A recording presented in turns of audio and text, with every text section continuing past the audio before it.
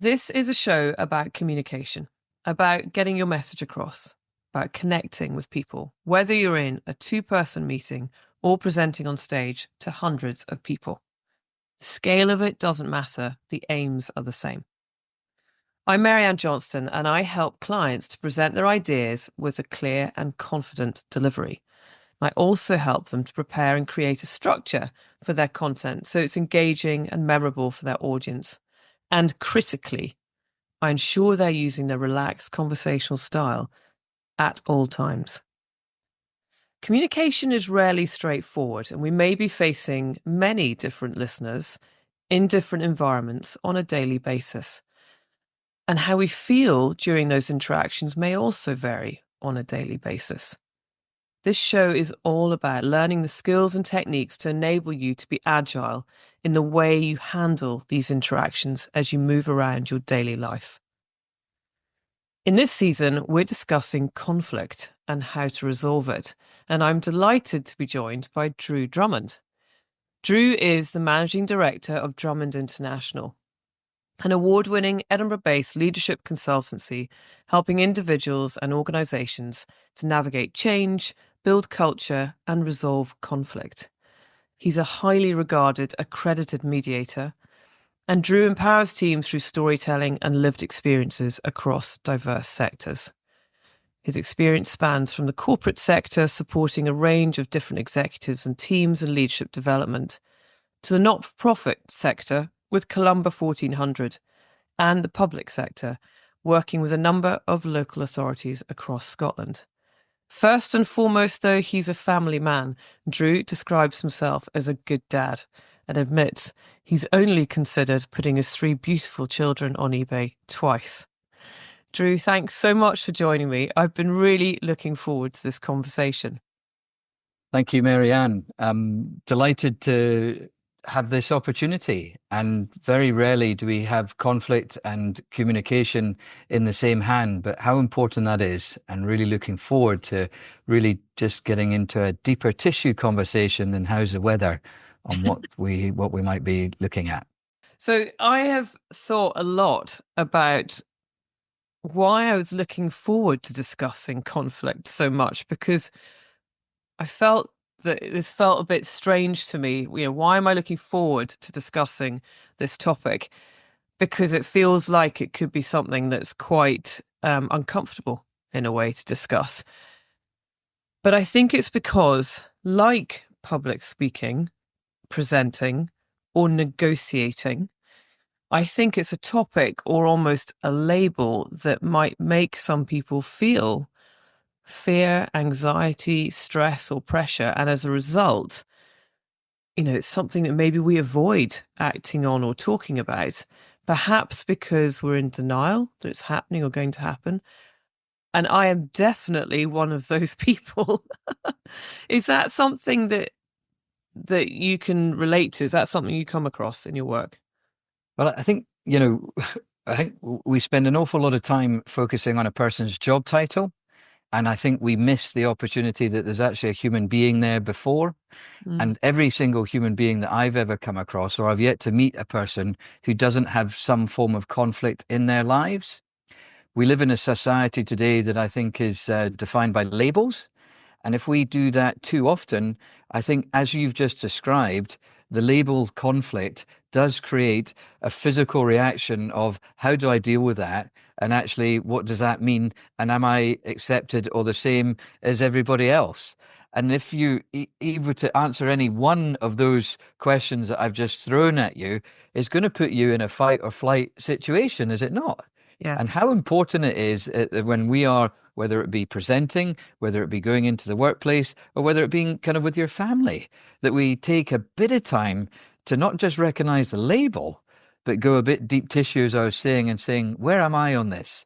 Is there anything that is a blind spot for me? Is there anything that actually, you know what, I've got to take a bit of consideration about this? And, in the same way that I've experienced your training kind of program on presentations, by breaking it down and making the small noticings, I believe that can give people, a bit of a roadmap, dare I say it, a bit of credit in the account of rather feeling that fear actually maybe being able to face that fear and walk through it and come through the other side, maybe just a little bit better, a bit stronger, because you've taken time to know who you are. You've taken time to face up to where the conflict is. And the only thing that you can do is control your behavior.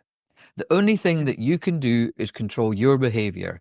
And when you're in conflict with someone else, you're absolutely got to make sure that you know where your dividing line or your irreducible minimum is. Okay, my behavior stops here, and their reaction or their choices in response to that begins here. And how important it is that we actually give ourselves permission to even think on these terms when we're 100 miles an hour, we've got an inbox that's driving us. And I believe, whether it be communication, whether it be conflict, we need to be kinder to ourselves. We need to give ourselves more time. And particularly in the field of conflict, as I've just described, how do we answer some of those real meaty questions that can otherwise be brushed under the carpet or avoided? Yeah. And as you just said, so thinking about your own reaction to it, but also in my work, I'm always thinking about the audience. Who is it that you're talking to? What are their expectations and their needs? So I suppose there's also a lot to think about around the other person's response, reaction, how they might be feeling about it too. And I think you're absolutely right. But, are you going to do that at 3 o'clock in the morning when you wake up in the middle of the night? Mm. Or are you going to actually say, do you know what, this is important to me enough, or this is hijacking enough of the life that I'm choosing to lead that I need to do something about this?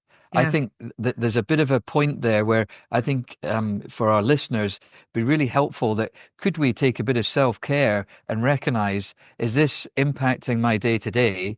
And if the answer to that is yes, and I mean that you're thinking about it, or the phrase I have is it's a bit of a mind worm in that it just eats away at you. Yeah. And actually in your head, I think we need to get out of our heads sometime and be able to just, even if it's scribbling it down on a bit of paper, this is where I am, this is where the other person is, or this is where the other party are. And really, I find that incredibly helpful just to slow the bus down, to get off and be able to think about, okay, what are the choices that I have available here? And I'm not wanting to be coming across as the eternal optimist. This is hard. Yeah. This is what I would call a courageous conversation with self. And actually, might you, if whatever conflict, anyone listening, thereby I say it, the audience, be able to think about for themselves, actually, where am I with conflict that I have going on right now? And would a courageous conversation be helpful? And Yeah. should that kind of extend to rather being a narrative in your head where it goes round and round and round, being able to get out of your own way and be able to think about, do you know what, maybe a conversation might be helpful. And that's where I, working under Drummond International's leadership, would come in to create the conditions, the time, the space to have that very conversation. Yeah. So can we start talking around understanding conflict and what it is and why it matters? What I've realized in preparing for our conversation is just how many, there might be some that you can really relate to right now in your life that might be going on with different relationships in your life.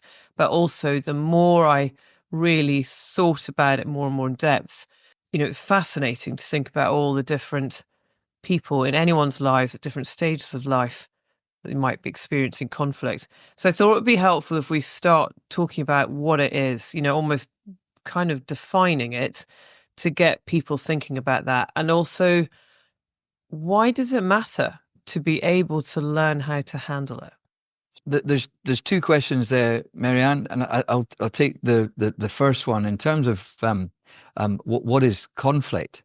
It is it's a feeling before it's a kind of, dare I say it, a reality for you. And I think we can sometimes go to the externalizing of conflict before we take time to look at the internalizing.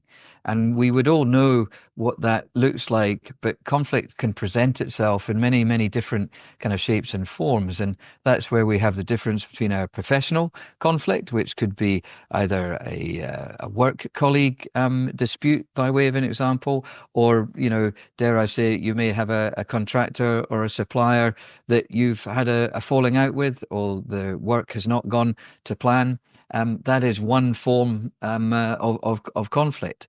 However, I do think that when we're looking at the personal, and it's really, I think, important to recognize that conflict doesn't choose personal or professional. It is around all of us. And I'm actually being able to understand and recognize that it's also part of life.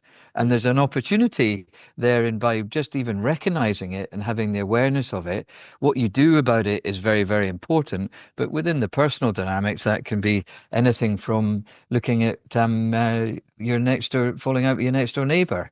And the phrase that I love and use from Brené Brown's work is the falling in strategy. And I think we're great at a society is falling out with each other, but we're not that good at agreeing what our falling in strategy is. And have we actually had a conversation in advance around how we would navigate kind of that, whatever the conflict might present itself? But I think all of your listeners will know what conflict is by feeling. I would Yeah. encourage them to be curious and to explore their own definition of conflict, because that can be incredibly helpful to almost have a bit of sense, a bit of understanding around what you define as, that feeling, because that then enables you to have the foundations or the scaffolding to choose how you're going to respond. Mm, And I think I'm very, very, very keen, particularly in my work with younger people. This is a life skill that I think we are not tending to enough. yeah. And that you very kindly mentioned in your introduction, my children who have only twice been on the buy now button for eBay, but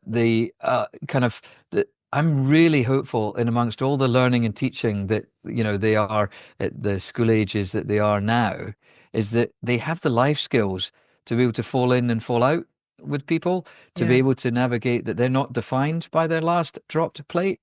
So I've taken quite a scenic route to giving you the definition of conflict, but I do believe that it is a feeling. And if we're able to recognize that it's a feeling, we're then able to explore what the choices are, because conflict means different things to different people. And it's something that we all have as humans, and we miss the opportunity of taking time to stop, to think, and actually kind of listen, value, and have a sense of belonging to be able to find a way forward. I'm a Yeah. big fan of the social researcher Hugh Mackay, an Australian, and he says we need three things as human beings when dealing with conflict. We need to feel listened to, we need to feel valued, and we need to have a sense of belonging. And conflict for me is when any one of those three, core pillars are either threatened, challenged, or not. Okay. Interesting. And something that I also thought about, and I think you sort of alluded to it there, is that not all conflict is negative, and that in many circumstances it might be a process that will hopefully lead to a positive outcome. For me personally, conflict is a thing that I'd rather avoid instinctively. It makes me feel uncomfortable. I worry about it. That there's all of those things go on for me. I'd rather everything was calm and peaceful and settled. And therefore, as a result, I might just accept something rather than actually try to discuss it and work through it and find the opportunity on the other side and the growth for it. Is that a common experience that you've come across? Mary, let me reassure you, you are not alone. There's a few like you. What you have described is the various dynamics of Yeah. conflict, and this is very helpful in some of the work that I've been fortunate to deliver in actually slowing down and rather being defined by your style or response to conflict. So you have kind of very openly shared that you are an avoider. There's also the accommodator. So Okay. I come into that category in that I'll be nice guy Drew and do whatever I can to make sure that the person that I'm in conflict with feels okay and is looked after.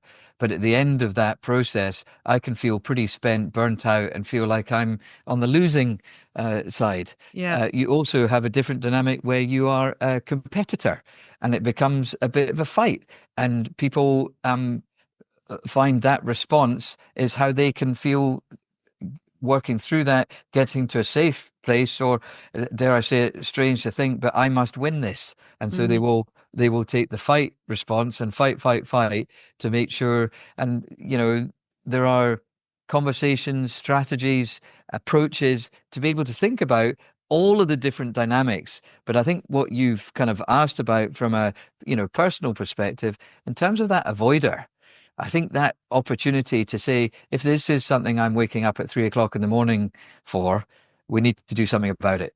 I need to have it. And it all starts with that kind of conversation. The dynamic that I've not kind of mentioned is the collaborator.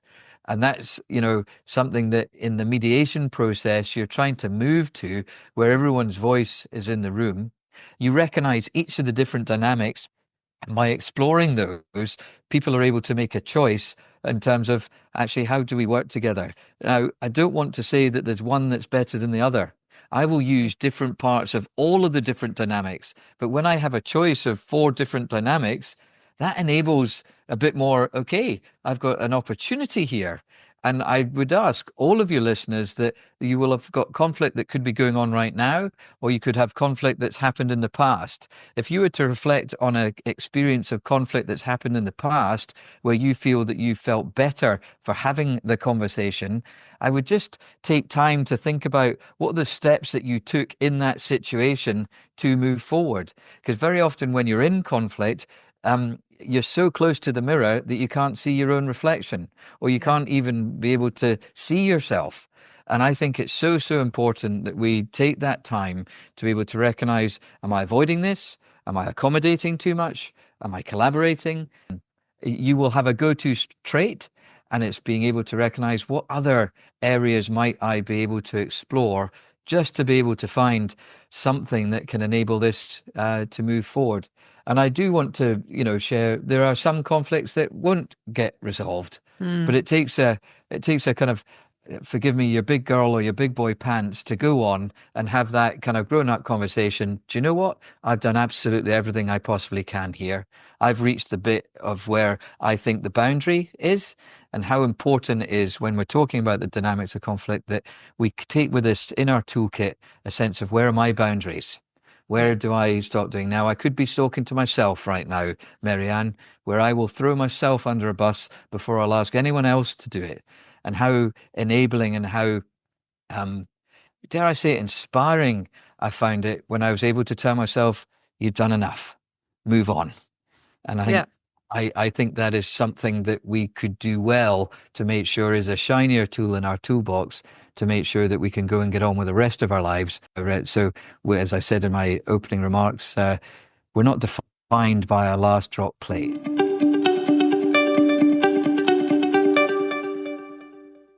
Those 4 different personality types, I suppose, that you talked about: avoider, accommodator, competitor, collaborator. I realize that my instinctive response is, I think I'm the avoider. But actually, as you talk through them, I think, oh, I think I might definitely have been some of the others at some point too, with different people. You may not be one of those. It may depend on who it is that you're having the discussion with and how they behave as to how you might respond. Absolutely. Great question. I'm sort of suggesting in my answer is, rather than looking at through the lens of first person, where I am this and this is where I have made a mistake, and even in your tone, I can hear that you think, oh dear, have I done that? You are looking at yourself. I think it's so, so important that we actually look at a bit of third person. And absolutely, people have different life experiences. People have different environments of which their kind of early years would have taken place. Those formative years will make you one of those dynamics of the conflict. So I think, and I say this with a bit of hope, that whatever conflict the listeners that are on listening to this right now, that actually being able to take a bit more of a front foot approach in terms of, what could I do here if I was to try being the accommodator? What could I do here if I was to be a bit more competitive? At what point do you stand up for yourself? But you're absolutely right. Every conflict is different because it's a different feeling for every individual. Yeah. So why shouldn't we? Why shouldn't we give ourselves permission to be able to take each one on its own terms, rather than thinking, I'm always the accommodator, nice guy Drew, Yeah. or I'm always the avoider and woe is me. actually we can reframe it, take a different perspective, which is another exercise that we would explore on a Drummond International Conflict Resolution workshop. Is I'm fascinated by how a very simple exercise in terms of being able to take, different perspectives and being able to put yourself in the other person's shoes and thinking that through allows you to consider those different types of dynamics that we've just been talking about. So I'd offer encourage that's a muscle that needs to get developed and Mm. used more so we're able to be stronger and better at being able to navigate any conflict in whatever shape or form that it comes in. And it doesn't necessarily matter what it is, it's making sure we spend more time on how we're going to find a way forward. Yeah. Okay. So before we do the how to find a way to move forward, I thought it might be helpful just to really think as widely as I can about what this looks like for different people. Can we just look at the different types of conflict that we might encounter?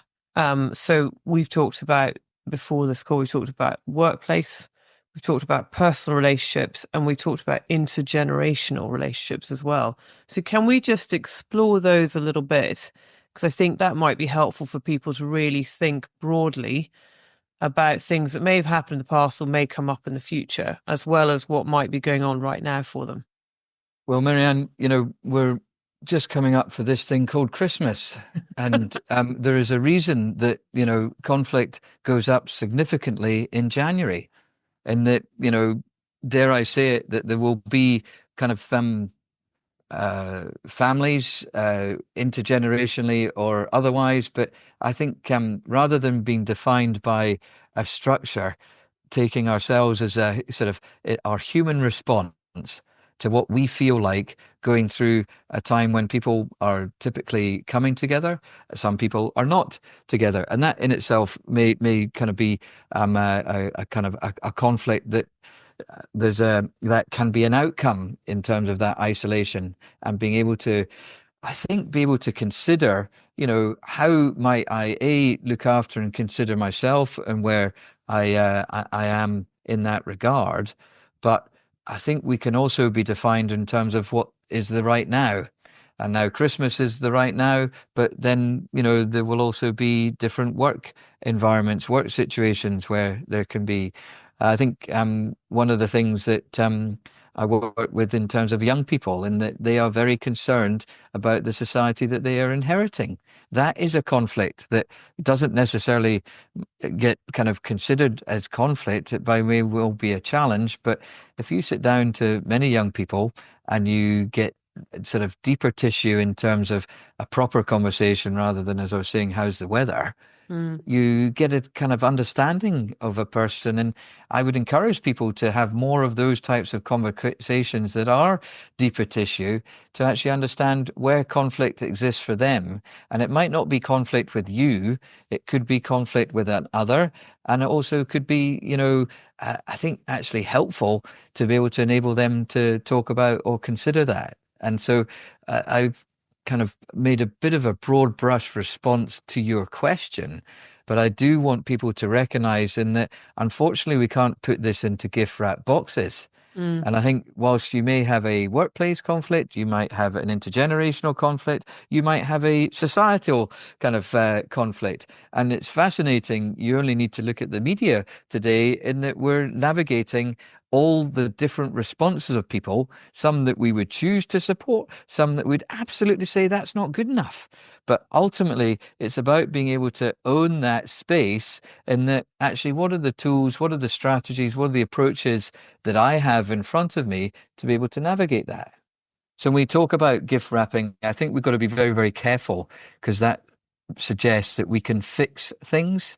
I think I've said in my earlier kind of discussions with you, Maryanne, that, sometimes there isn't a solution, there isn't a way forward, but it's all being able to recognize that and find how we choose to live the best version of ourselves through that. I'm going to quote the Ted Lasso line in terms of it's not about winning or losing the conflict. It's actually how can we work through it to become better versions of ourselves? How can we learn from the experience? And that means that we're not defined by the winning or the losing. And as we are coming into Christmas, if we're looking at intergenerational kind of gatherings and that conflict is there, this could be just the same for your workplace conflicts as we were talking earlier. I would really, really kind of encourage that we're able to see beyond who's right and beyond winning, and actually being able to recognize that what is it that is going to enable you to be able to get a good night's sleep?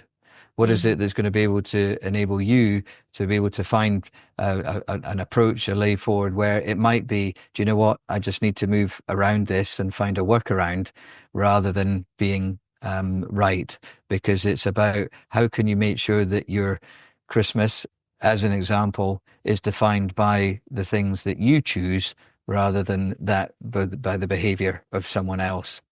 So with those tools and those techniques, those suggestions that we've covered kind of so far, I have a quote by a famous Scottish climber, W.H. Murray, who had own significant conflict in his life. But his line was, it's boldness that gives us the strength to continually try new things. So wherever you are with conflict, be bold and have the strength to continually try new things.